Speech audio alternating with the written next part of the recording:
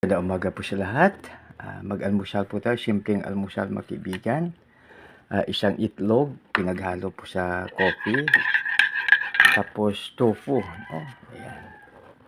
So, dalawang tofu, no? Salamat sa anak ko, i-prepare niya kagabi na para paggising ko, kakainin ko po. So, ito, salamat, no? So, salamat anak ko, no? So,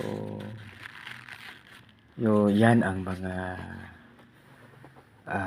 anak na nag-alala sa kanilang mga magulang, no? So, kaya bata pa lang yung anak natin, magkaibigan, i-train na natin na isipin, no? Kaya sa mga estudyante, kung kayo ay high school na, no, bago kayo umalis, i-prepare niyo po muna yung pagkain ng iyong mami at daddy para matuwa po sila. Dahil kung matuwa si mami, napakasarap ang ulam, no?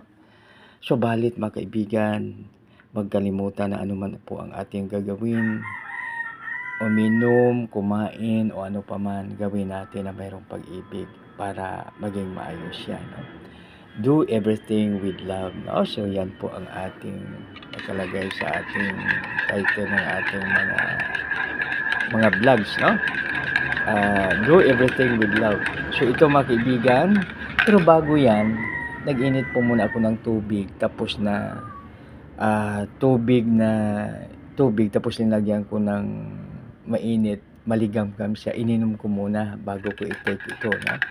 So, napakaganda mga kaibigan na bago tayo magkain o ano pa man, mag-inom muna tayo ng maligam-gam na tubig, 1 o 2 baso, depende sa kaya mga kaibigan, no?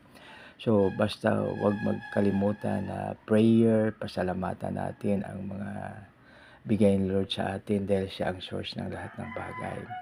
He created everything before He created us. Kaya mapalad po tayo. Kaya every morning sabihin, mapalad ako, mapalad ako, mapalad ako, mapalad ako. So yan mga kaibigan. So sa muli, saan man kayo naruroon, big shout out po sa inyo. Maraming salamat. Good morning. Maraming salamat po sa lahat. God bless us all.